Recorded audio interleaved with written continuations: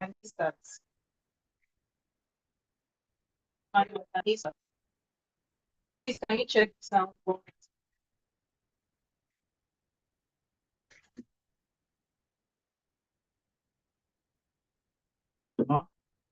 Disabled.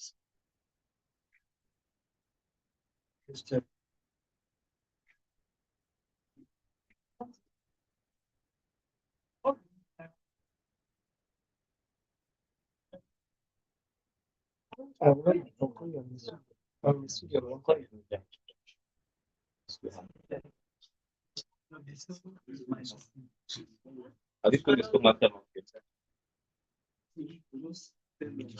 don't know the wrong side. Yes.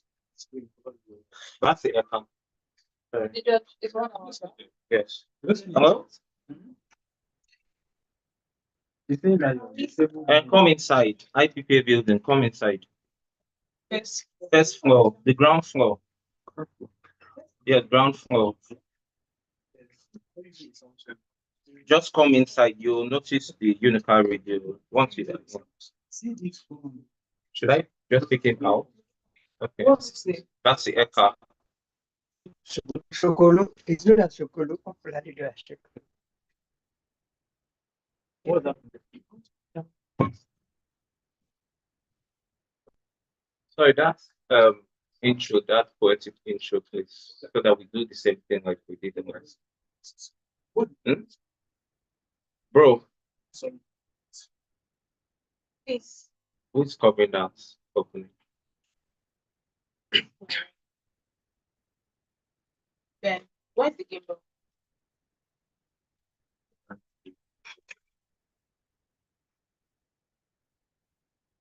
Who's taking short clips?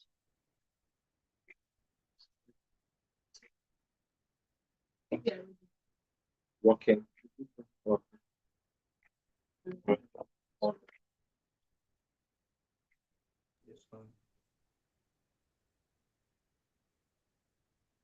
50 years of echoes, bold, where stories of leaders past unfold. The halls of Unical whisper still, of voices strong and iron will, from lecture rooms to union halls, where courage stood and answered calls. Through trials, fears, and victories bright, they shaped the path, they sparked the light. Today, right here on the Unical 103.5 FM, we'll connect with past leaders of our student union government to tell tales that reflect the battles fought, the dreams they built, the legacy that time won't fade away. So tune in right now, and in a moment, the show is going to begin. My name is the George Glasgow, and I will be your anchorman through this important guiding time.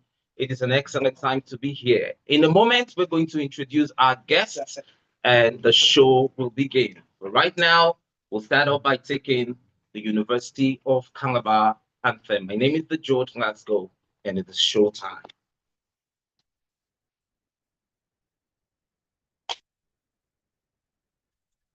Music, information, entertainment, and education.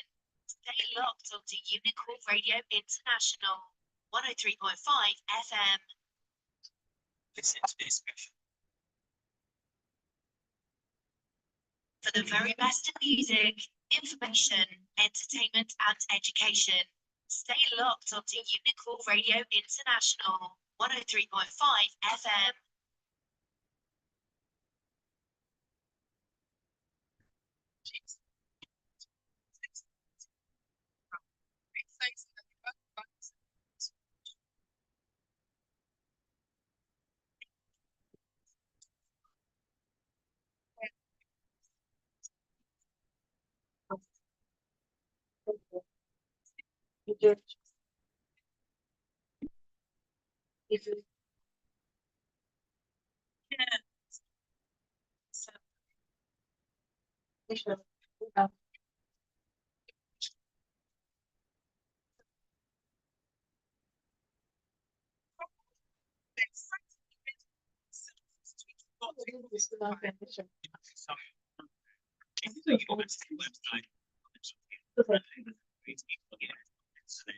For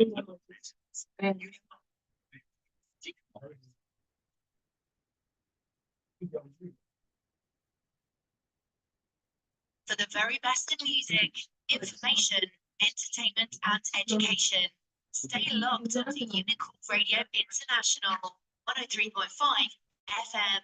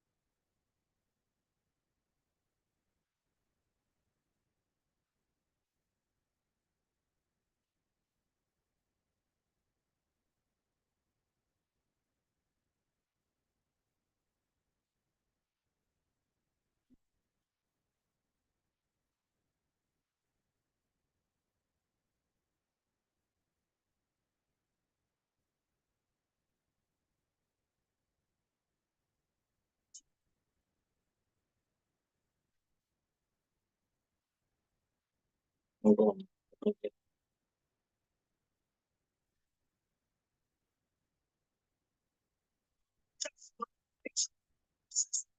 of the greatest of the greatest of the great.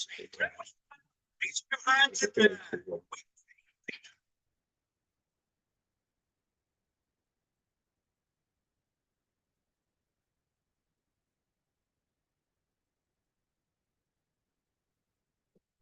All right, ladies and gentlemen, my name is the George Glasgow, and if you ask me, it is show time already. This is the Unical Radio 103.5 FM, and I'm your anchorman on this very special edition, Unical at 50, the radio special.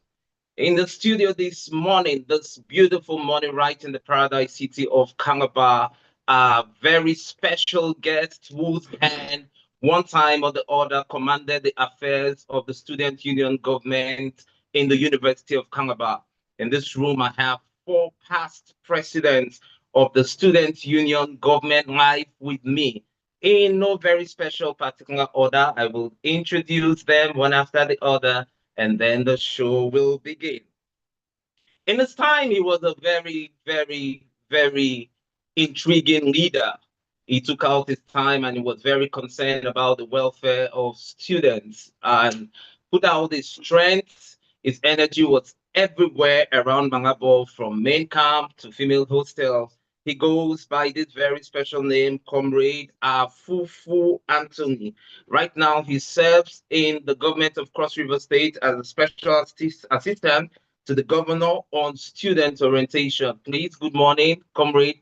You're welcome to the show. Good morning. Thank you. Interesting, interesting. I am built up for a lot of conversation this morning, and it's an exciting time to be here. Thank you, comrade, for joining us. Thank you. This man, I don't know, I heard about him then in school. He was a darling of a lot of students. I don't know whether he stayed more in Mangapo or he stayed in female hostel, but everybody loved him. It was simple. He goes by the name Basi Eka, aka Shukungo. Shukungo is in the building. Please make some noise, Mangabites and Mangabraces. Welcome, sir, to the show. Welcome. Thank you. Good morning. You're welcome. Thank you very much. In the same vein, I There is another special SUG president in this room. He was a die-hard one, a die-hard one. Came from the Faculty of Medicine and then did all he could at the time. But when we delve into the business of today, we're going to find out what uniqueness rocked his own administration as Student Union Government President. In the building this morning, also joining us is Dr. Amao Anthony. I can't forget this man in a hurry, and I think he makes up a strong part of this panel. Please, you're welcome, sir. Good morning. Thank you. All right. They say there is what we say, the job people call it Agaba. They say the big masquerade. And then to pull out the big masquerade, you have to take a lot to so do. I heard about this man years after he had left school. When I came to the University of Calabar, I heard there was a certain SUG president who rose to the rank of field marshal, even though I've not heard of any field marshal in the world. This man, the one who led the Malabo World War. There was war sometime between the Goldibites and the Malabites, and this SCG president was in that forefront and led the war. He is Dr. John F. Inaku. Dr. John F. Inaku holds a PhD in the Faculty of Law and is also a lecturer in the Faculty of Law, University of Calabar. One-time SCG President, Field Marshal, you're welcome to the show. Thank you very much. Interesting lineup this morning. Interesting lineup this morning. So it's been 50 years of echoes, 50 years of bold moves, and everything that we have done one time or the other has contributed and accumulated. These are 50 years. So we're going to kickstart the show with some wonderful questions, and then we will get through. At the end of the show, we will hope that someone would have learned something from the stories we'll share here, and it will add up to the story we are making up. Shout out to the CEO of Unical Radio, Dr. Osim. One, thank you for including this very special segment. All right, we'll delve quickly into the moment. So during your time in office, and this question is on the floor, but I'm going to start with Comrade Afufu. During your time in office, how was the SUG structured and what were the biggest challenges you faced as president? Okay, thank you so much. Once again, my name is Comrade Afufu Anthony, by the grace of God, former SUG president for the Student Union Government, University of Calabar, Malabar Republic, where the Malabar Republic is the capital of University of Calabar. Take it or leave it, it is a reality of the issue. However, I'm the Special Assistant to the Executive Governor of Cross River State, His Excellency Senator Prince Bassey Edet Otu, for Soul of Peace. In regards to the subject matter or the matter on ground, and as a SUG president, then we have structures based on the constitutional proceeding of the Student Union Government arising from the executive, the legislative arm of government, the judiciary, making the tripartite arm of government, where everybody have their own functionality within the confine of the law. And as executive president, then my own duty is to superintend over the welfare of the Student Union Government, that is a student in the whole, in line with section 16 sub 1 of the Student Union Government, as I then, if I could activate my recurring memory to understand the constitutional proceeding that the SUG president is in charge of internal and external affairs of union or the welfare of Nigerian students. And looking at the structure of the arm of government, everybody have their own function. And we're doing our own as executive arm of government, rising from our office, the vice president, the secretary general, the assistant secretary general, the financial secretary, and all that. The Senate arm of government, their own is serving as a watchdog, and trying to checkmate what we are doing. In case of SSC, they can like take it or take us within the confine of the law. And the challenge is enormous or very much, but because of time constraint, I'm going to like kind of scratch some areas that are very important and for people to hear and for even all of us to learn and for questions to come in from there. I could remember the 9 days total blackout. That day is Okay. historical.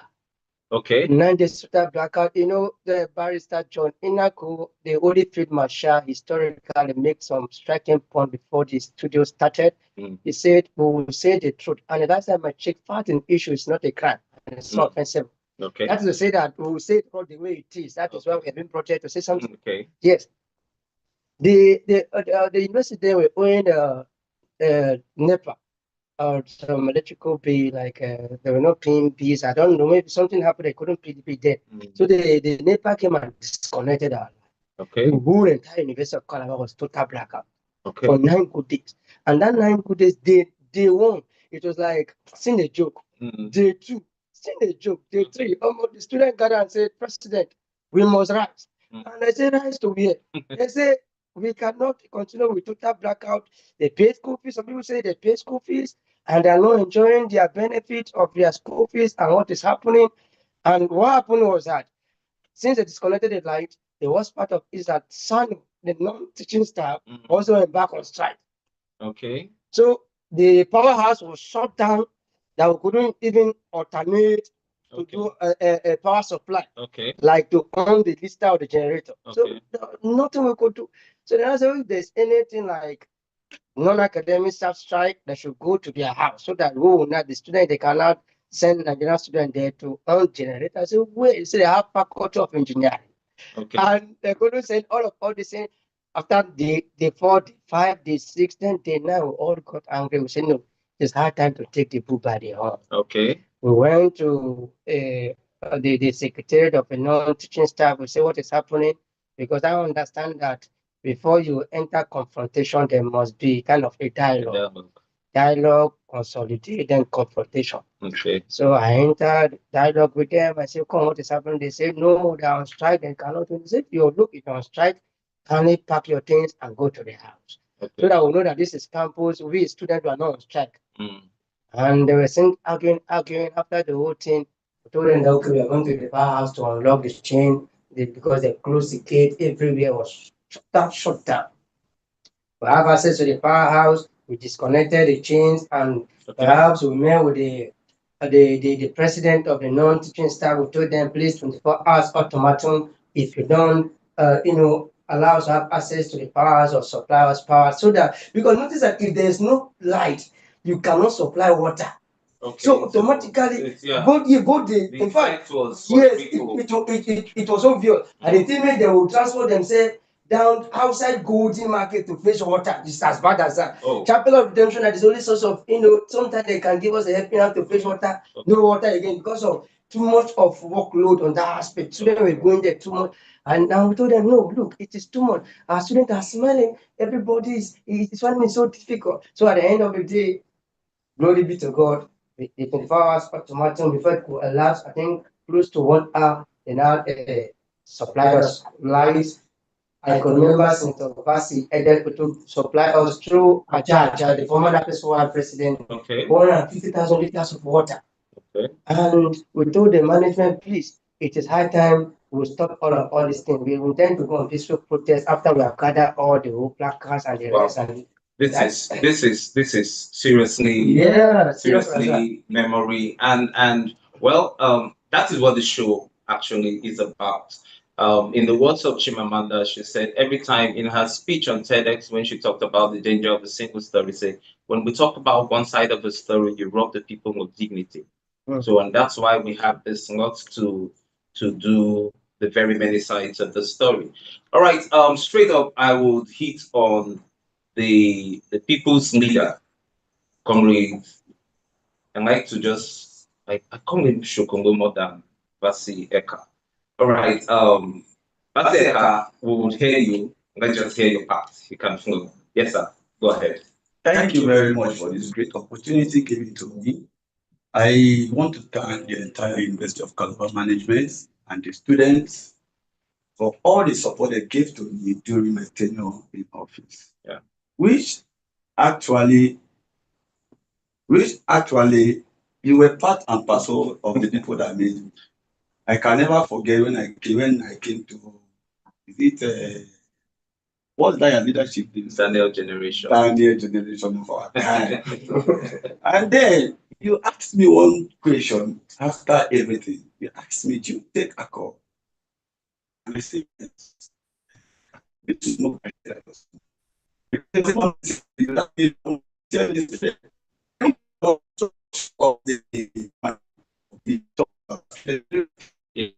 of as a wise man, Afufo Anthony that is here seated before me was part and parcels of the people that made me to succeed during my tenure. Okay. So when you talk about structure, I am the first executive president in the history of the University of Calabar that appointed 22 S's. Okay. And all of them served very diligently because I know what governance is all about. I know what leadership is all about. So when I brought the 22 essays, I told them I'm going to give you people freedom. All of you will function effectively. Yeah. Then Afufo Anthony was my chief press secretary. Yeah. And then, if you want to know how decisions have been taken during that time, Afufo was the second wisest person in that government. According to him, he always tell me you are the wisest man in the University of Calabar.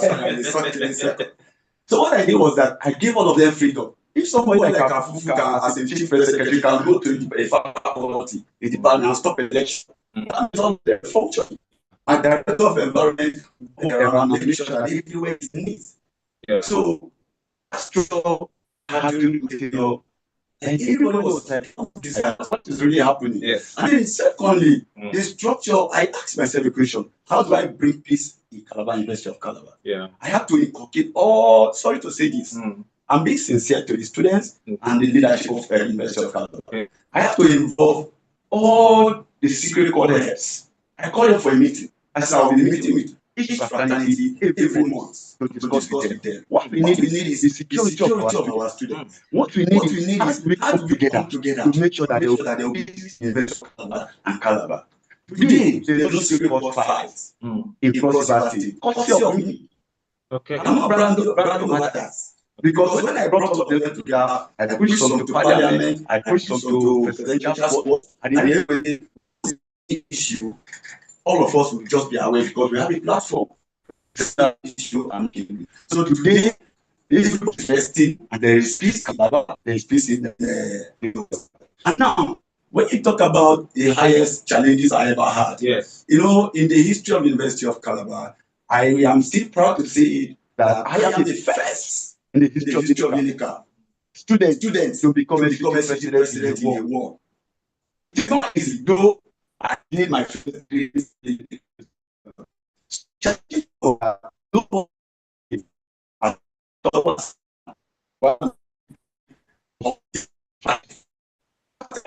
God made everything possible, and during that election, because when they checked my CGP, I had about 4 point something. Only one CGP, and everybody was surprised. And then the second challenge I had was when I left Malabo, I was in the bedroom taking my bath to come for my lectures. Okay. And then they ran to me and said, Presido, for 2 medical students have started protest. And I said, no, they cannot protest in my tenure. Okay. So I wear boxers and singlet. After you can remember, I ran without boxers and singlet to that place. I saw the damage in that hospital annex because rain fell that day, and every documents and textbooks of the students were damaged. Yeah. I had to kneel down under the water the way, and I apologized to them that if medical students meet the SUT president, then they will stand by me, support me till the end of the government. And the sole reason because I am one man that when I say A, my A is A.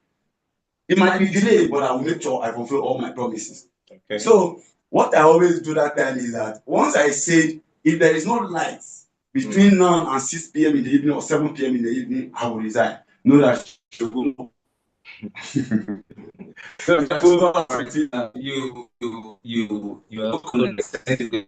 to round up the opening of this opening statement is going to further focus into this conversation. Interested, we're leaving our hearts as open as possible, we're leaving our minds as open as possible. At the end of this show, University of Calabar community, our fans, members of the school, policymakers would have taken one or two notes about what we have done and what we are set to do. All right, I'll take the microphone straight to my comrade and doctor, the one and only Dr. Amawo Anthony. All right, the uniqueness of the structure of your government, how it was, and then I'm going to hit from there. All right, sir. Of the greatest Nigeria students.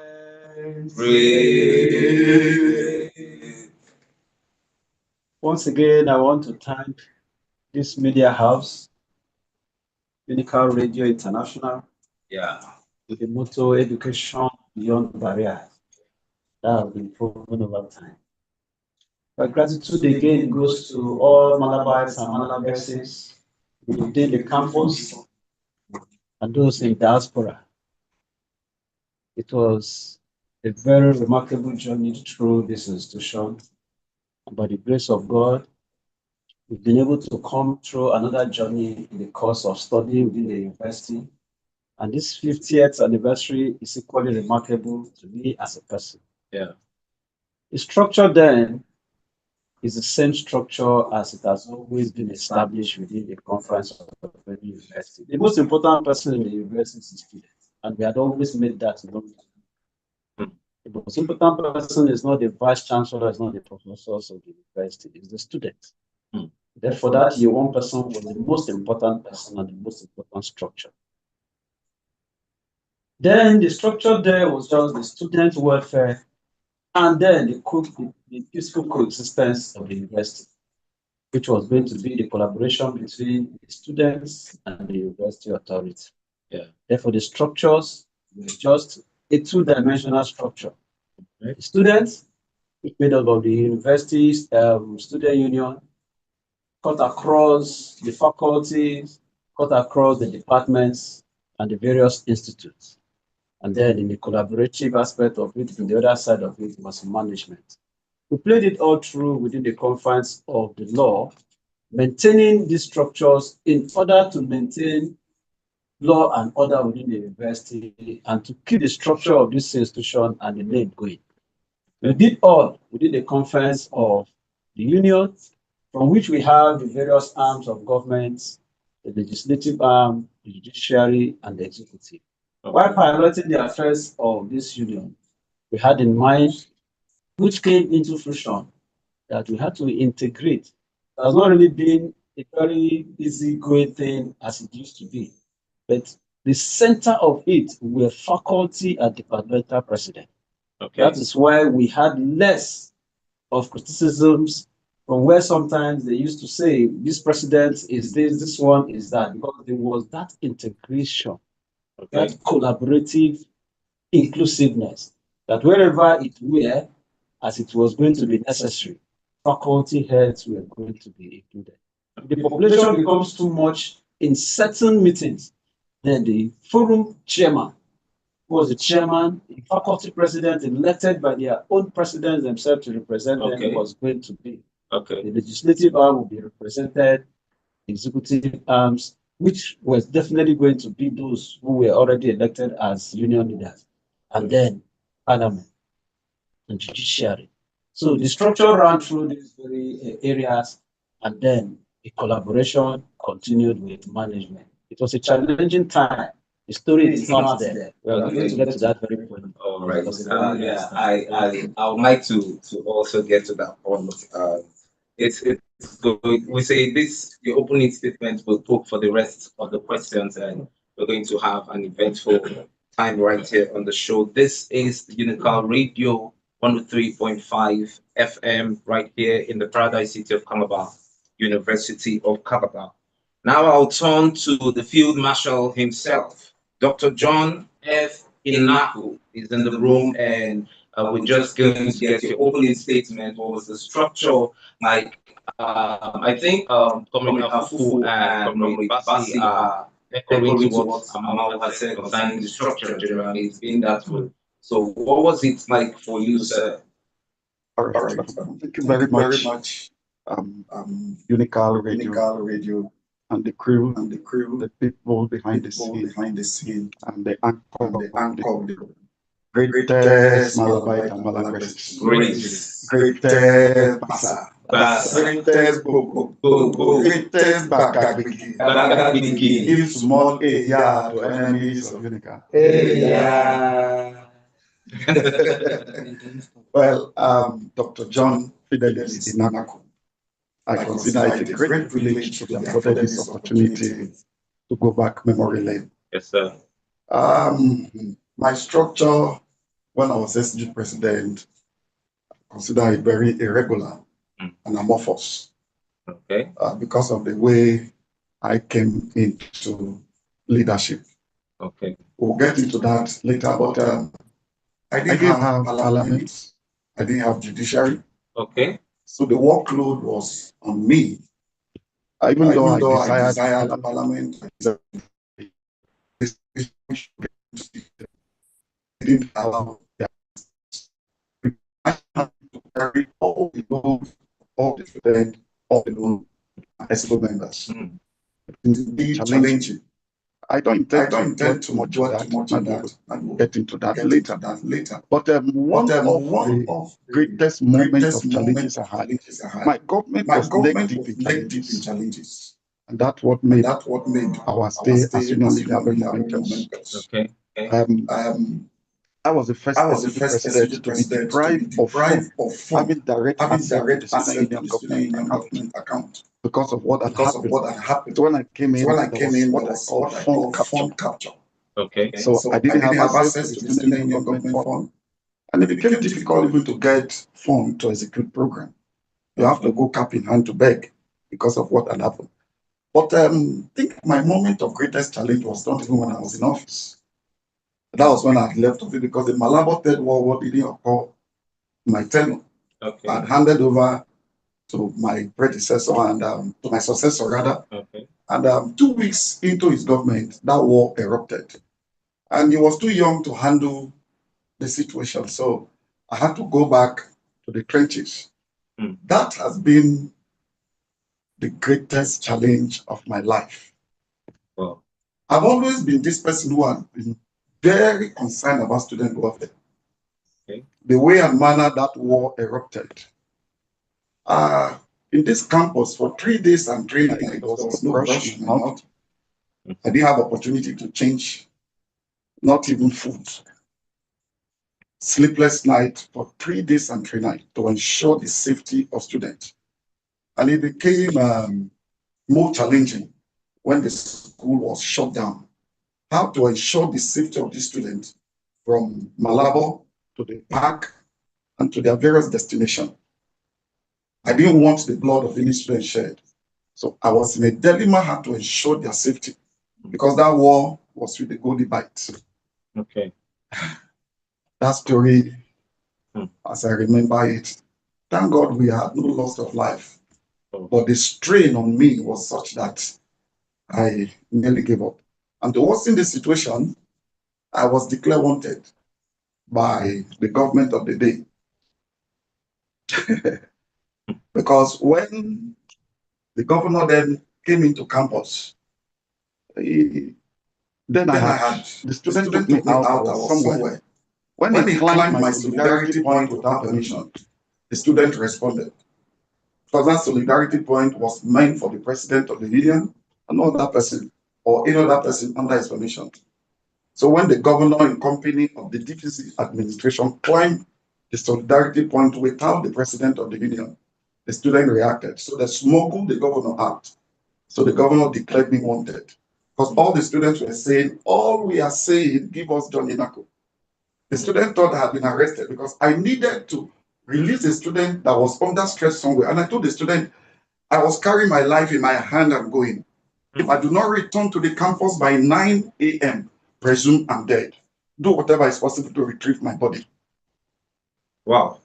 So by 8:50, I was not back on campus. And then the whole place was under more. The police and others were looking for me, so there was no way to come back to campus. I had to smuggle myself to campus to douse the tension. Okay. Thank God I arrived when it was 2 minutes to 9. Wow. That's when I arrived. So when the students saw me, it was peace. I told them I was still alive. Oh, It's a whole lot of story. wow. Wow. This I don't know. This is memory. This is memory. This is cool. And we all as president had our own. You see, they say you don't know. They say it's a lonely place at the top. The place of leadership is actually a very lonely place. They actually don't care whether you're singing or whether you're eating. The job should be done. I tell us all the time. The place of leadership in the words of scripture is said, "Woe to that kingdom whose leader is a child." Yeah. When you arrive at the place of leadership, it's delivery, pure delivery. Okay, I'm still going to stick up with you, sir. The show has begun properly. We want to go down that memory lane.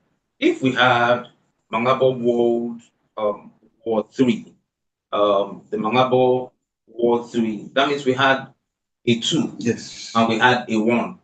You have any stories at the back end of World War Two and one? Yes. Even though I was not from campus then, Okay. when the two world wars were fought. Okay. World wars are the result of the Bufaisuka crash. Okay. And I'm not able to tell you details of the story. Sorry. We are here for the stories. Okay. It was alleged that a student had been kidnapped and killed, even though no trace of the body was found. Oh. And trust Malabite and Malabresit. Then unity among students was such that an injury to one was an injury to all. That this spirit were bound with the spirit of comradeship. Yeah. No tribe, no tongue. We were just known as Malabite and Malabresit. One for one, all for one. That was so when they had that students had been kidnapped and then killed, even though nobody was found, the body of the allegedly killed student was not found. For trust students, when the news broke, they had to cross the river. Then they had a helmet, a kind of habitation across the river there. Okay. So the student invaded and much havoc was done. I was not on campus then. The story was told. Okay. I think the second World War also took place when they tried to rehabilitate the people in that same place. Students didn't want them because of what had happened. That was the second war. Like I said, I was not on campus. Okay. But the third World War Was the one was the one eyewitness, even though I was no longer the SCG president. That was the tenure of Comrade Jacob Tao. Okay. I handed over to Comrade Jacob Tao, and 2 weeks into his term as president, I stayed all my time in the hostel. Okay. Even when I was a student, or whether as SCG president, and when I was no longer SCG president. And I was deeply involved with the student because, like I told you, I was deprived of funds, so I didn't have official car. So that afforded me opportunity to interact, intermingle with the student. Okay. So one day, a student going back from a night class was ambushed and raped. Then where you have that golden market, Okay. used to be a bushy area. Oh. Students, Malabres was ambushed and raped. So our fellow students were with her ran back, and I had a cry. That was about 12 a.m. You were SCG president at this No. time? Okay. I said I had handed over. Okay, at this point you had handed over. At this point I had handed over. So I had a cry. As usual, I stood up, went to the president then, and he said he didn't know what to do. So I went back to the solidarity point and gave a shout. Students were used to my voice. Oh. My voice was like a war cry. The strength I had was the students. Okay. Each time they had my voice, whether it was 1 a.m., 2 a.m., we'd be sure that students were going to come out. Okay. So I went to Solidarity Point about 12 and called the students. They came out. I told them that there was a problem somewhere at Godi. So we had to move. By the time we got there, we attacked. Some of our students were macheted. We came back, then mobilized again. By all means, we needed to rescue that Malabres because we didn't want anything to happen to her overnight. So we invaded Godi again, and somewhere we rescued the lady and brought her back. So it became a sour point between us and they go divide. Each time our students will pass, they were attacked. So I called the president to something to the What was he going to do? Not until this night, the go divide did something unheard of. 3 of our students were raped. So the students revolted. And that was how the war started. I came into the system because the president then was too young in administration to handle it. I wouldn't want to go into detail of what happened. Just let's say that. But I had to come into the scene to coordinate the students. Okay. And the students responded. We didn't go out to attack them, but we ensured that nobody infiltrated our territory. Malabo is our own, and we're to defend Malabo. We defended Malabo until the school was shut down. I didn't consider that decision a wise decision because we were confronting people outside our gates. You shut down the school and asked us to leave the comfort of our zone. How are we going to cross the hostile environment to get buses out of Malabo into a various destinations?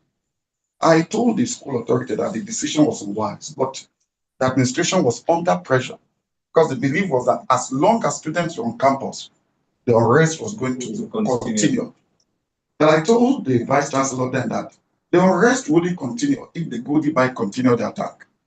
We were only in defensive position. We never crossed into their territory, but they should allow us rest. So when the school was shut down, that was the greatest challenge of my life. How to get students safely across this hostile zone to where they were going to get vehicles to their different or various destinations. But we managed it. Okay. That too also didn't go down well with some because of the way the governor was treated. Like I said earlier, Okay. I was declared wanted. Okay. And then did you guys settle that declaration? How did you settle that? The part you were declared wanted. Yes, what happened was that This time the governor was actually involved. Yes, I had to be smuggled out of Calabar. Yes, I had to be smuggled out of Calabar. And the way and manner I was smuggled out of Calabar is funny, though. It was in the boot of a clergyman. Okay. Because the police were actually out for me. So the clergyman understood what was on. Then he took me in his boot. Then tore the back of his seat so that I was breathing through that hole, the hole he created. So because of his status as a clergy, his vehicle was not searched. That was how I was smuggled out of Calabar into the camp. I'll take one question with you and then we're going to hit on Comrade Afufu. How did you get that title? Was it these wars that led to you being called a field marshal, or it was before the war? What happened? How did you? Well, when I organized the man, I reorganized the man of war, and then we had a CEO and we actually did salute and all of that. So I was conferred with the rank of CCO. Okay. GCO, Grand Commander of the Commando. Okay. So what happened that this rank of Field Marshal was conferred was after the Third World War. Okay. Then the other comrades sat down and decided that the role I played, I needed to be conferred with the rank of Field Marshal. It was not just a decision. Okay. The man of war and other persons sat down, and there was a decoration of that Field Marshal. Okay. Yeah, so I'm the only Field Marshal of my to get that part. So, Comrade Afufa, I will just ask you briefly to how would you describe your engagement with school management and authority as SUG president? How would you describe it? Yeah. It was seriously and sincerely speaking, it was commendable, historical, and seriously good. Because I remember the vice chancellor then, Professor Sana Pago. What I did is that I noticed before I came into office, during the time of Comrade Epo Tete, the relationship between the government and the administration of the university was not too okay. And I also understood that the relationship between my predecessor, Daniel Joseph, in his administration with the management was not also commendable. Okay. And if you check from that period of people to date, was and the man asked him so when I came in, I said, I don't want the inflation to rise, even not second time would be third time. So and I told myself, when they bring electricity to go, you apply the power of prayer for the government to go. So I had to invite heaven down to the earth. I was praying. Were you a praying president? And in fact, I wear the shoes of Elijah. And you know, as a president then and now, I was, in fact, I love God, and I was a pastor before. As in, I was I became before I entered the presidency, pastor. I was a president as a pastor then, and even today. So I entered into that legion, that Melchizedek priesthood from before presidency and after presidency did. So Okay. I wasn't taking prayer for granted or likely matter. Okay. So I actually gathered all my punches. I had a lot of punches to follow in the footsteps of my boss, Comrade Baseka. Okay. Yes. So I told them, come, we must pray. So we began to pray. And 2 days later, the vice chancellor then, Professor Zainab Bawo, called me and said, what do you want? I said, that is good. That I learned that matter from Mordecai. I said, come, Mordecai told us that don't think your head, our head will be hung on the ground, even your own head, because you're looking for the whole of the So after Professor called me and I told him, please, I want a peaceful system between the student and the university. It's okay, what do I want again? I told him, please, I visited the University of Ilorin, known as a Better by Far FM, because I have radio. And it was that the university was established in 1975, the same time with University of Calabar. But nothing to compare, because that university, everything they have to do, the management block you usually lift up. You don't climb with stress using your own energy. I look at it and came and told him, "Oga, look, this matter is a serious matter." When I after explained the whole situation to him, he said, okay, what do we want? It's okay. First, we need Radio Malabo. Then it used to be Rema Radio. You used to go there, sir. It was Rema Radio. Nothing like Malabo Radio. And we now have to change the nomenclature for Rema Radio to Malabo Radio. And we say, okay, we need a space. And we drove those computer operators from that student center. I gave them a quick notice, ultimatum 72 hours. And they left to where the Malaba market is, and it was that Malaba market was occasioned by Comrade Amao Anthony led administration there. And I took them down to that place, and that was how we have Educational Center, Radio Malabo, where Onu they usually use that place for Zenlins, computer. Get them ultimatum to leave the place. And we have Radio Malabo today. Radio Malabo gave birth to this Unical Radio today. Yes, because some things from somewhere. Yeah. The seed sown. The seed sown. Okay, I just want to just take a reaction. Stepping into this room, looking at this reality. University of Calabar Radio International is on air. We're on YouTube. We're on all social media platforms. Listening to us all over the world. And we're going to take those reactions in a moment. We're going to talk to people. How do you feel? How do you feel being in this studio? How do you feel? Thank you once again. It's like a drink of faith. For the first time, make a central broadcast in Malabo that was echoed across the various hostels. Yeah. It was after the riots of the 2011 riots that connection was made. Our government was able to make that connection with home speakers across, because it was very tedious from one call to pass announcement. Sometimes when it was necessary to make a single call that was going to awaken everybody at the same time, it was difficult. Except if we were doing that using other liaison officers. We saw it as a necessity. My director of information then was Anu Chukwuemeka. And he was a very great man who stood in support of that government. I must commend him, and you could see that I could remember mentioning his name. Yes. So I had to bring the idea that once broadcast was going to echo the whole Malabo, that government, within the first segment of our administration, we were able to connect the group hostels with home speakers. And then every announcement from the Solidarity Point was heard at the same time, within the same period as that broadcast was being made. Unlike in other years, you were going to move from one hall to the other. Okay. And therefore, seeing what we are seeing today is like a big show in the reality of the former dream. Okay. So I want to say that we are very grateful to this initiative to have taken us to this very limelight. Today we are seeing ourselves on YouTube and getting live into the world. Yeah. So you can see that the joy in our hearts, we cannot really express it. I must be grateful to God and to the initiative of this management. Thank you so much. Thank you very much. I want to stick with you, Comrade Mao. You talk about a riot in your time.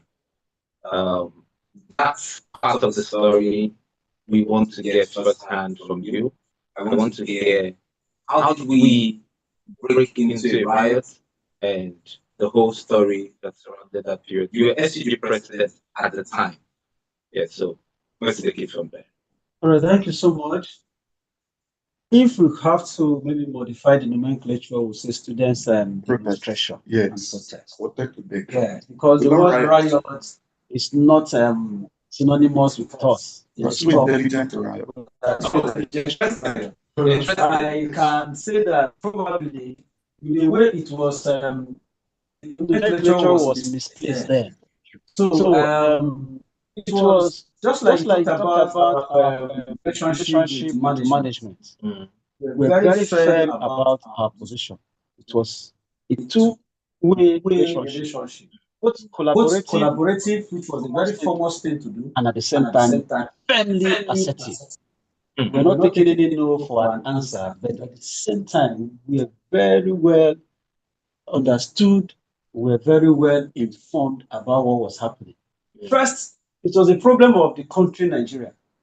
The government of Nigeria had come up with a policy of withdrawal of funding of university. I'm sure, I think some few years back, that pronouncement was equally made. And universities were asked to generate their own revenue. That was the IGR in order to carry out a lot of other responsibilities. It was a reality. But the first thing is that when that issue was brought before some universities, some found it very difficult how to strike. To some universities, they came up with what they call an acceptance fee. The University of Uyo, if my memory could remember very well, Uyo came up with an acceptance fee. Unical now coined her own to be development levy. Some other universities who had a lot of companies within them, like Lagos, University of Lagos, they had a lot of other collaborations from big companies, other companies around the environment. And they had the way of getting around with the support to maintaining other things that were necessary for the students' welfare. When this reality came to us, the first thing let me say, those who wanted to feel that at any given pronouncement of your involvement in the pursuit of society building was to say no to anything, no matter the benefit it was going to come to you. So we saw the reality that the university cannot continue to put up lights where there's no funding coming from government. So it was a difficult thing to manage. I want us to know that the first thing the students will want is everything to be free. Yes, that is reality. And so when this issue came, just when we took over government, then we were able to manage the situation as it were, collaboration, trying to pass the information, dancing the tension as it were. But the university is like we were taken for granted at one point because it was a very serious challenge. And two things that played out was the student side of it, that first, we are not supposed to pay anything. The education is free for all. It has been a dictum, and sometimes it displays that position for the reality of how things are. And then the second challenge was for those who contested elections with us. They saw the opportunity, and then scandals went around. That jeeps have been bought for me, lands have been procured for me, that if that was going to be. So to some others, when such news are filtered into the society, it's a simple thing for anybody to believe and trust. So that was another second challenge from the other side. People you were protecting, some of them are having mixed feelings that it's like this is real. And at the same time, you want something good for these people. And you know, there's no way you're going to be succeeding and making the necessary social amenities in the university without funds. But the reality was starting on university management coming from the federation, the Nigerian Federation. And therefore, we were able to manage that this is reality. We have to do this. We have to collaborate. And our own case is that we negotiated it that it was just one payment for a year. And therefore, we tried it and we managed and we succeeded. We played it to management to know that, yes, we were able to show that we have that leadership capacity. But the mistake from management now came. Then in Unical, there were two phases of payment of fees. Phase one, you could pay 60% of the school fees. And in phase two, maybe before your conclusion of your second semester, you should pay the remaining 40%. Unlike the present situation that is compulsory a 40% or 100%. So when the university management saw that we had managed the situation with them through the development levy, which was something new and big, 10,000 naira was big as it were. Then they came out, I don't know, maybe they wanted the money to come by every means and now decided that even if you have paid 60% of the year one, or sorry, of the previous semester as it were, if you have not completed your fees, you were even going to forfeit the academic year.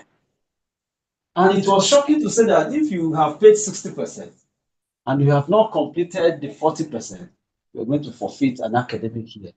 That was when we now told them that we are going to stand on the ascetic position of this government, but that will not stand.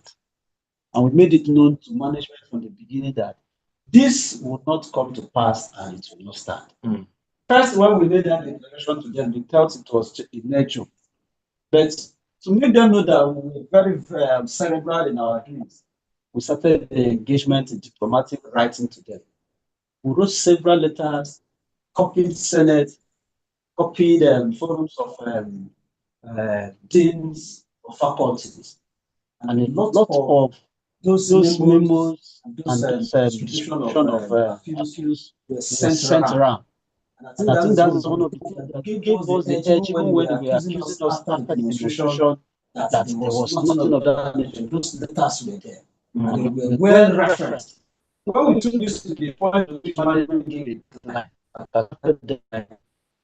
those who have not completed their 100% payment of fees were going to forfeit session. So you could understand that even in the midst of the harsh economic realities, even when you have paid 60% of your fees, you're equally going to forfeit that academic year. So somebody was supposed to move into year 2 now, is repeating. Who is supposed to move into year 3 is going to be repeating year 2. And that was not possible, and it was never going to be. And I can boldly say it that it never came to be. Because after the demonstration, management now realized that there is a language of the students. And they never made any mention. The demonstration took a turn. There was destruction of property. Yes, the demonstration took a turn. While that deadline, that Friday that demonstration started, it was a Friday into and continued on a Saturday. But the deadline was to be that Friday. As at Tuesday, we were in another level of engagement. Wednesday, there was this movement of all faculty presidents. It was a compulsory movement. And all union members, union leaders, faculty presidents, and departmental presidents. It was a movement that even the vice president, the vice chancellor himself could feel from his Oval Office, as it were. So when we now went to meet him and say that this one is a confrontational diplomatic arrangement, that this time we are not waiting for you to invite us, that we have come to you, that this is reality. And every departmental president was called into play, because in the event of us coming out from that discussion, they were going to be that every department, every faculty was going to have a congress, which was going to have a summit of the student union congress the next day. And discussions from each of those congresses were going to be the matters arising in the Congress of the Student Union in Thursday to make a final position. So when we went to management, so maybe because the vice chairman, the vice chancellor has his camera, and he refused at the point that, okay, if it becomes very necessary, only the president should go into the office because the crowd was much. And there was no way to pretend over that reality because there was no time to come and have a meeting with the vice chancellor and start struggling to go into the faculties to go and have that discussion. Everybody was going to get it so that as a leader of your faculty, of your department, you could know how to hold that because this was reality. So when we went in for security reasons, when we now discovered that there were a lot of security accusations on us, the vice chancellor insisted on that. People now, the comrades now advise that let us give him the benefit of the doubt that the president alone, let us yield to his appeal. I went in alone. I know that at the end of the day, it was only one man, one Mr. Andrew, who was, I think, the protocol officer to the vice chancellor. I think that was the man that could tell the story of what had transpired between the union president and the vice chancellor that day, because it was just two of us, including this other guy in the office. So nobody was going to see that the vice chancellor was equally standing. As he was talking, I was equally talking from my own end. You have seen us and you have denied that the union leaders should come into the office. He said, yes, the crowd is so much and he wants to understand. I said, this reality is just what it is, that there's a deadline and we are approaching it. Okay. And when that did not take place, and then we came out of the whole place, we gave him the ultimatum that he needs to put a rejoinder to the formal publication that you were going to forfeit your academic session. Because if there was such no rejoinder, it means that it's like we are living in the reality of that publication. And when it didn't really come to pass, the students decided to take it on that fateful thing. And I think that was the end of discussion as far as that his position that you are going to fulfill your academic need. You never mentioned it. This is our many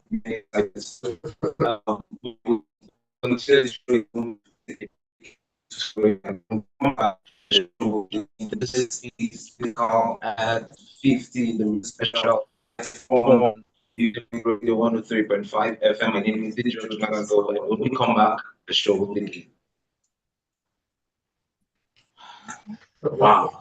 President, there are some things you did not mention. I understand. Yeah. And get to that.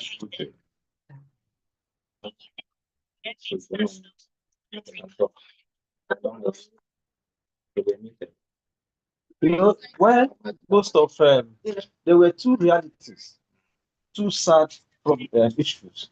One was the death of Daniel Fia. No, that is the area. No, they didn't shoot. That was not the one that was. There's one they shot, there's one they start. One they started.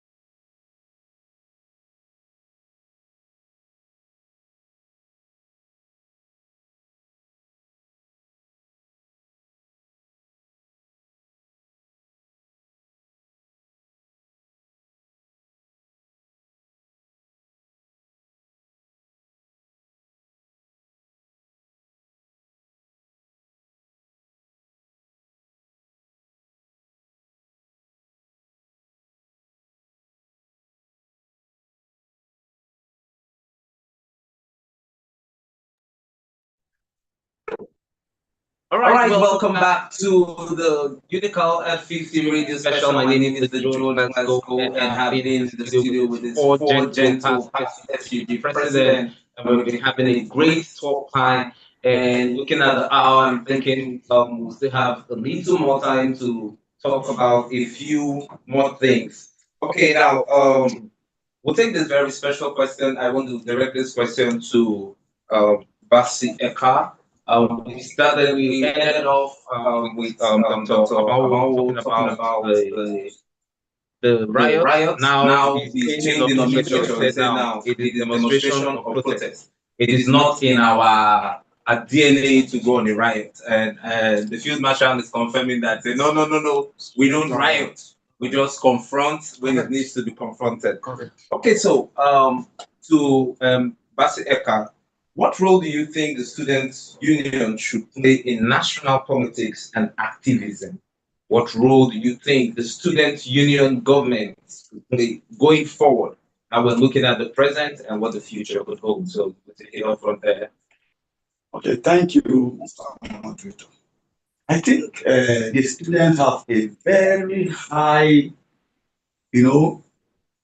contribution when it comes to the national politics. Yeah. Because I have made a research and know that it is we, the students, that goes down to the village, to the grassroots, to educate other people that does not have opportunity to go to school.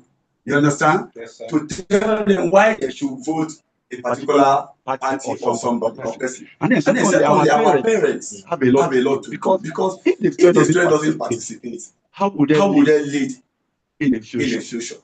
So it is very, very necessary and important for the students to participate in anything that has to do with election. Because if you check what is happening and go to the National Assembly, you will discover that many of them came out of the student union activism or whatever the role they were playing. They are now today senators and House of Reps members. So when you participate in a national election, it will make you know and understand that we the youth hold the society a lot. Okay. Because if you don't participate, anybody can come and rule you people the way they want to rule you people. So it is very necessary for us to participate.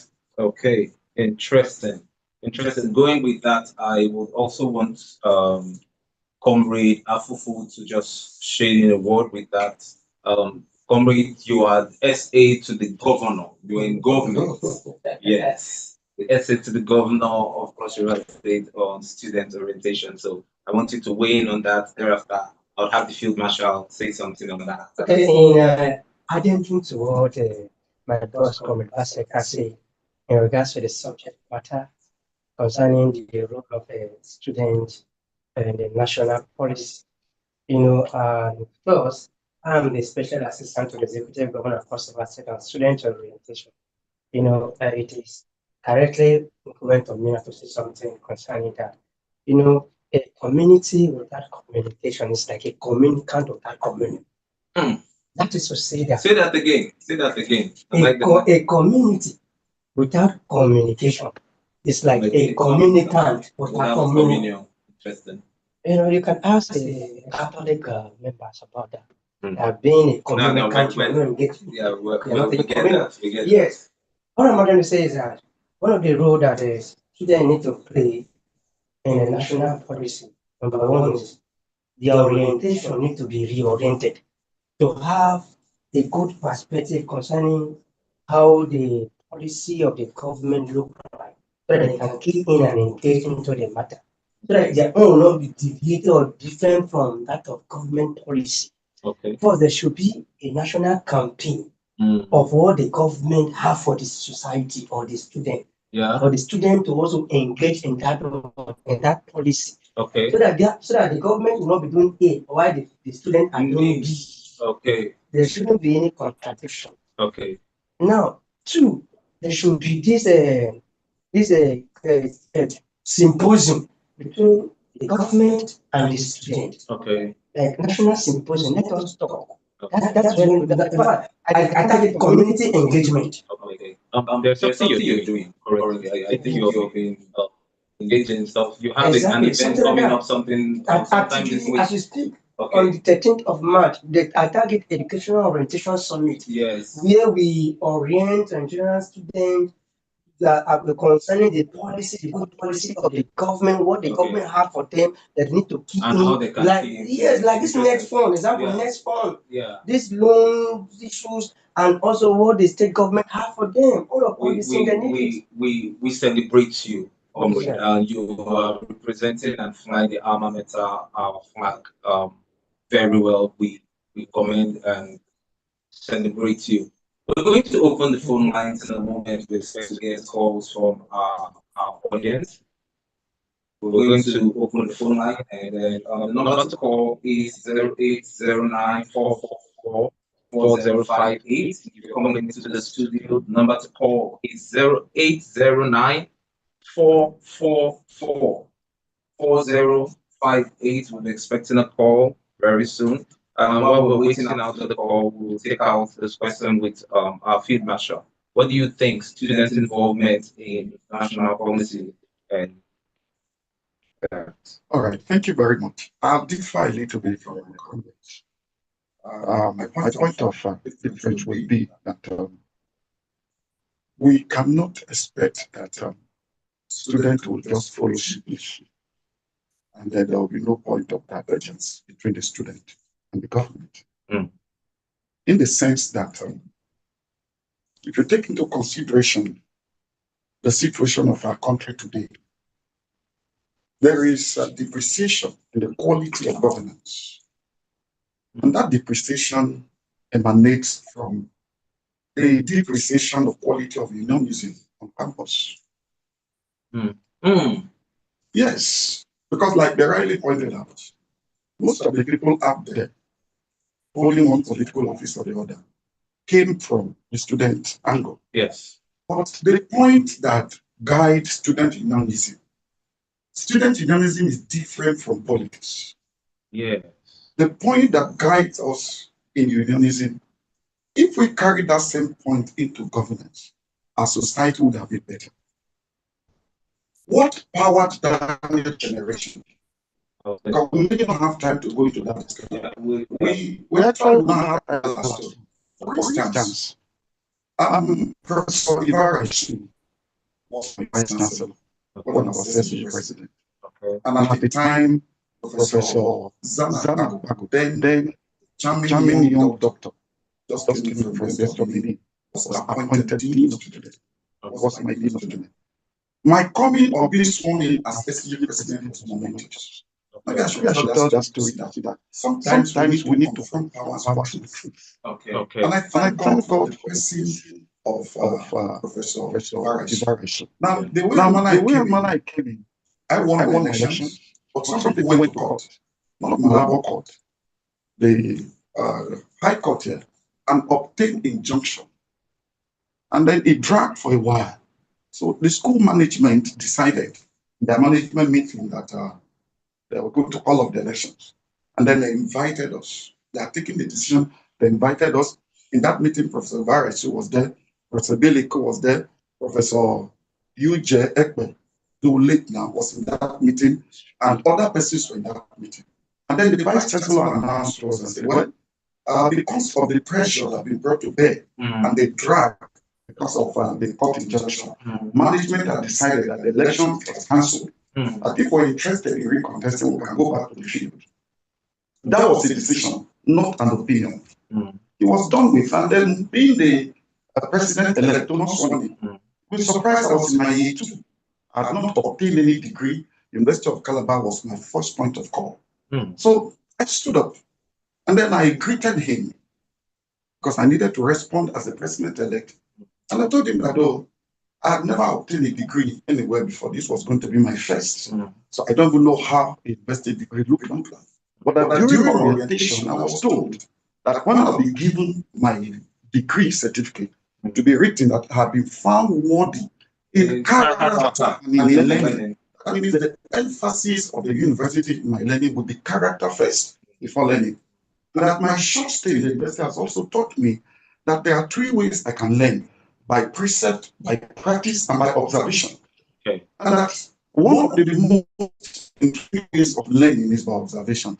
But I also know that I've successfully graduated from this university.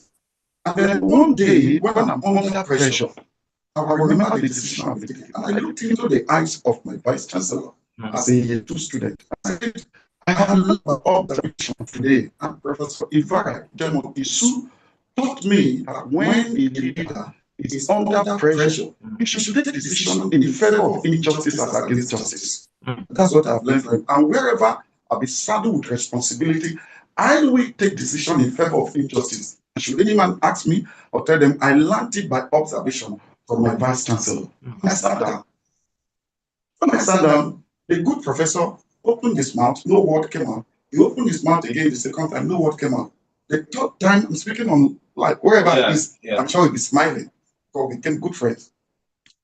The third time when he opened his mouth, without consulting with any management man, the next question he asked, Comrade John Unical, when would you love to be sworn in? That was on Tuesday. And I told him I want to be sworn in Tuesday following week. That was how I was sworn in. That defined the momentum of engagement with administration. From then on, it became intellectual engagement. Okay. Yes. And the time was that we led a demonstration because student unionism, we don't do right. We are so intellectually endowed for people without this riot. We demonstrate or we protest, which is legally acceptable. It's a crime. So that was a time we needed to confront administration simply because there was an arbitrary increment of fees and we're not consulted.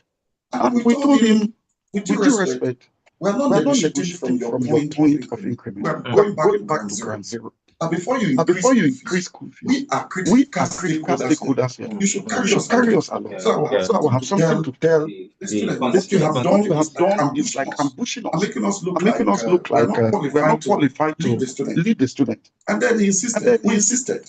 Like he said, we are assertive. We told him we are going back to ground zero. There must be consultation. When you study, it belongs to us. We're not going to struggle anything. But what's going to be that because we own this school, we declared the vice chancellor persona non grata. Yes. Whoa. Incidentally, I wasn't even most of this momentum station had left us. But I led the protest. We declared him persona non grata. And it will surprise you that within the time we took over, my friend Adamo Dode was the SUG president. So we unanimously appointed him pro-chancellor. No, we appointed him vice chancellor while I was appointed pro-chancellor of the university. And for 4 days, we administered the school and we declared school fee free and everything for 4 days. For 4 days. Nice and seasoned. Okay. So, all right. You see, we don't have time to tell our stories. There'll be time to tell. We're working. University of Unical Radio International is working on the full documentary. We're going to take stories and spin it, and then we're going to make up the full story. That will come. I will just now you talked about Daniel Generation. Yes. Daniel Generation is an arm of the Joint Christian Campus Fellowship, saddled with the responsibility for raising leaders for God and the nation. I was active from the second I stepped into the University of Calabar. And you say all these presidents are nodding their head because they all passed through Daniel Generation, all each and every one of them. And you were coordinator at one time, Daniel Generation. Not just at one time. I was the pioneer coordinator of Daniel's Generation. So now we want to get to know a little about Daniel Generation. How did it come? When I mean pioneer coordinator is that Daniel's Generation, JCCF, played a very crucial role in my emergence. Yeah. I'd always been a pastor, like it said. I was a pastor before I came in. I'm also a pastor. Now something happened. I contested election because of many factors. One of it was a preacher was invited to the school, Paramalan, one of the preachers, many people remember the name. And the grammar was a preacher. We saw that we're paying dues, but the dues were being administered arbitrarily against inclinations and faith. And then we made up our mind to contest. Then, in Unical, for you to be SCG president, it was rumored that you must be a strong man, one way or the other. And here, a man without being strong, you understand what I mean? Like he's strong-wanted. So the Christian mobilized. I mentioned my friend and senior colleague who was a Minister of State for Health, Barrister Joseph Ekumakam, was instrumental. Okay. And then Dr. Ima and others, and Papogi, who is also a pastor, I think, somewhere in Texas. Okay. They all came together and we said, well, we needed a strong Christian body. And they played very vital role. But the vision of Daniel's generation is that, as the name implies, if you look at the character of Daniel in the Bible, Daniel was spiritually proficient and secularly efficient. Yes. It was in the government. He outlived 4 kings. Yes. And surprisingly, a probe was set up to farm out his activities in government. Not probe or committee constituted by friends, but by enemies. And they couldn't find anything wrong with Daniel. That means being religious does not necessarily mean that you cannot be useful on earth. There have a lot of people who are religious but not useful. So that the vision of Daniel generation first is to raise leaders. And these leaders were supposed to be allowed to make their mistakes on campus so that they won't make the mistake when they are saddled with responsibility that affect the hierarchy of the nation. That's why Daniel generation to groom leaders, to teach you the differentiate between responsibilities and just position. Very core responsibilities. So we will go on and I personally, I wanted us to even go chill and talk till we drop. These people talk to their life. I know them very well. That with the mix of the joke, we can talk from now till the kingdom come. The Daniel generation was an integral part. I got the act of public speaking and leadership there. And then it has impacted and lives of the. We're going to just take one final round from everybody. It will be what's your legacy is, and it will be your final word to Malabites and to Malabrites from around the world. It's just 1 minute.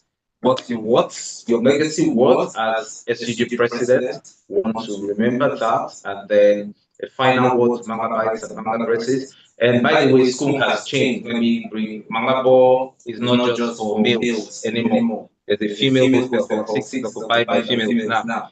Just know that things have changed. Looking at school, the new infrastructural development, we have the first female vice chancellor, Professor Maurice Obi. And the scheme of SUG president, we have a female SUG president, the first of its kind in this administration. The current SCG president is a female. I just wanted to bring this fine information. So it's cool. It's cool, right? It's cool. Awesome. So we've made progress. And this is in the spirit of the celebration of the International Women's Day, 8th of March. We did that, and it's like so. One final. What I'll start off with, comrade Dr. Mamo. Your legacy and one final word to Malabites and Malabrites. The show is wrapping up now. Thank you so much.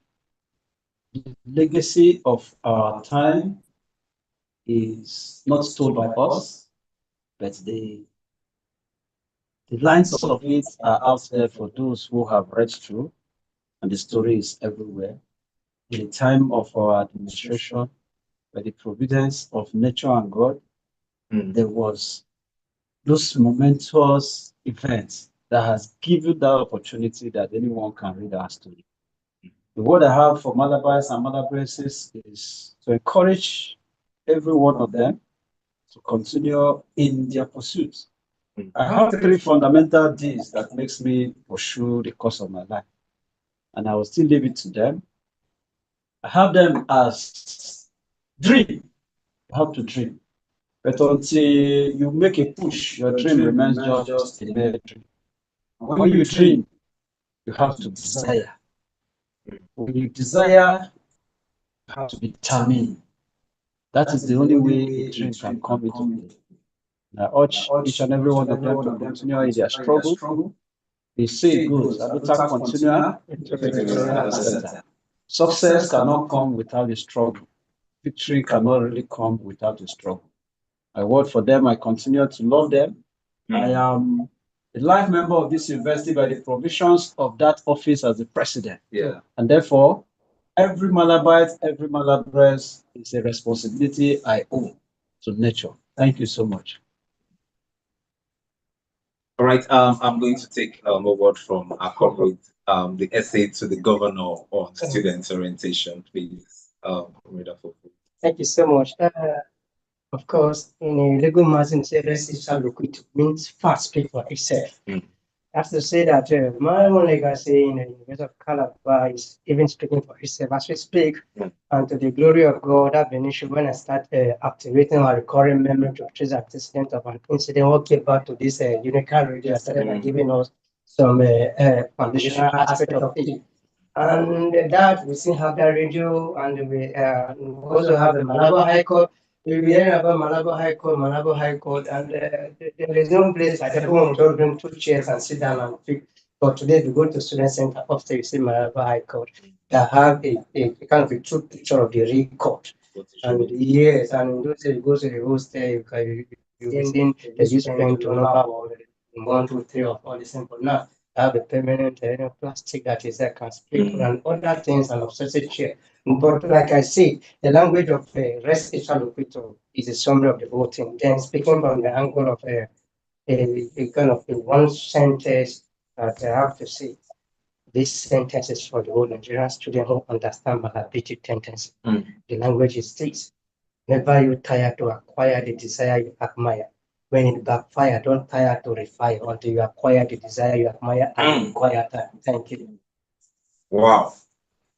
There's a lot of fire and fire.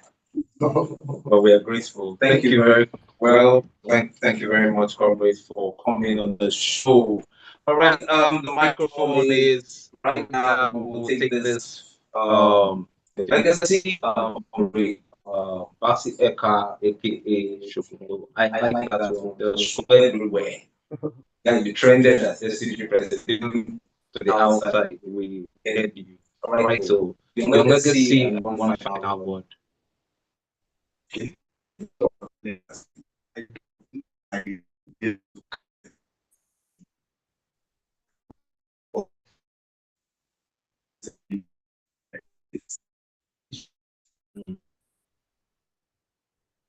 I built Malabo market. Today, everybody is enjoying Malabo market. I brought Union Bank. On 8, used to fetch water in online. I gave them water. On 5, Annex used to fetch water at the central pub in Malabo. I gave them water. On 5, I gave them water. And then I bought a plasma television for all the hostels and some, lecturers. Another thing I did was the concrete city you are saying in Malabo was during my tenure. Yeah. The rehabilitation of the Malabo walkway was during my tenure. We did all these things. And then the flooring of the hostel, how do they call that place? The program. That is the I did the German floor in all the hostels. I did concrete seat. I brought back solar lights. And then the security was very bad. What I want to tell the is that to all the students is that they should be focused mostly on their academics. Because whatever you are doing in school, if you cannot come out with that small paper that brought you to this school, there is nothing. And another thing I want to say is that they should shun autism. Autism doesn't really again. Those days, you go to court, they want you to join court because, being afraid of how everything was in the university level that time. But today, Baseka brought peace to the University of Calabar. No secret court war. I brought peace to Cross River State. No secret court war. And then Any student that have issues, I don't fear. Once that issue get to me, I make sure everything has been, settled. And then the most paramount thing I will never forget was when they rusticated about 40-something students. And I went straight to the pro-chancellor there and solicited for them, and they reinstated them. And they gave them an extra 1 year. Another thing is that there was a time they arrested during Professor Defon's Thanksgiving as a first professor of law in Cross River State. They arrested 39 axemen in University of Calabar. And when their number one came to me and he told me they have arrested my guys, well, I said, don't worry, I will calm the situation. So I called the VC immediately. That he said I should exonerate myself from that nonsense.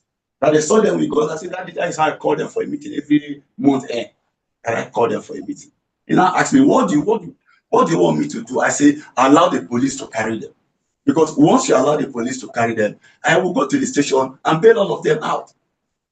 And then I said, okay, if you don't allow the police to carry them, if you allow management to carry to set a committee, automatically they will prosecute all of them. I think that is the legacy I left behind as one-time SCG president. Thank you. Thank you, Comrade Basi Eka, aka Shokongo. These gists have many sides to them. I wish we could open more of them and talk about them, but one thing we don't have liberty of is time. Time will always run. But then we're going to hear again from a field marshal, the one and only Dr. John F. Now Fidelis. I know the F now, Unical.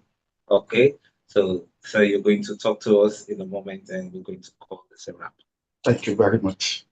Monument win, empire rise, and depreciate. The greatest investment is in man. My legacy is just before you in the studio. I'm much more that I'm not here.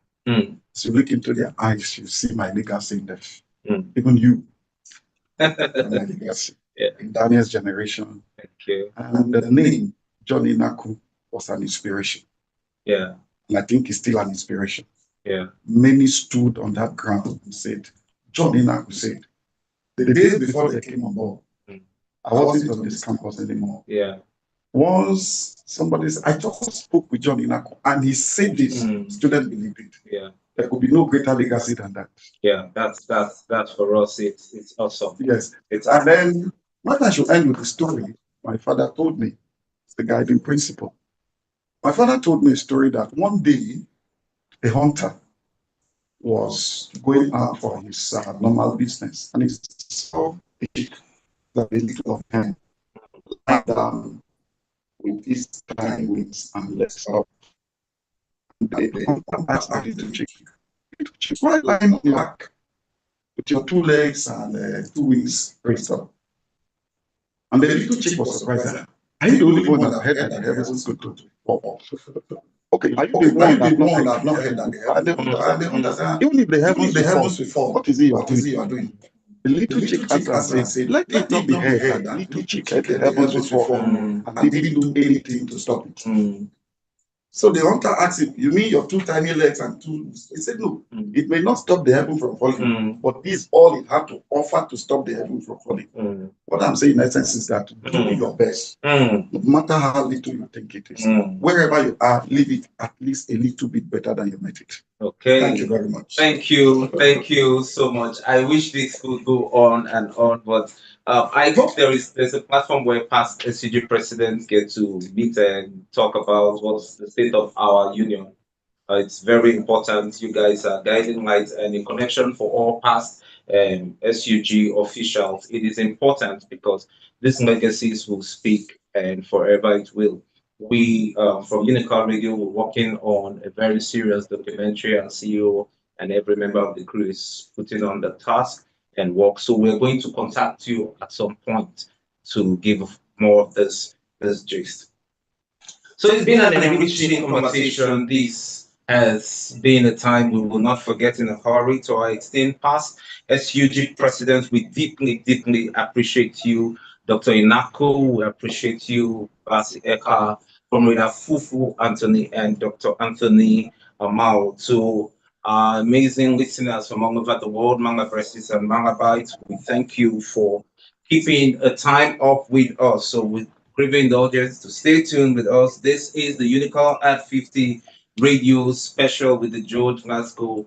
And when we come back, we'll be having some wonderful guests when the show comes on air again. For right now, I'll sign off on this. There is nothing a man sets his mind and his heart to achieve that he cannot achieve except he makes himself in subject to impossibilities. In the dictionary of those who change their world, the word impossible does not exist. It simply means impossible. Until we come your way again, this is Unical Radio 103.5 FM, and my name is the George Glasgow. Stay blessed. Thank you.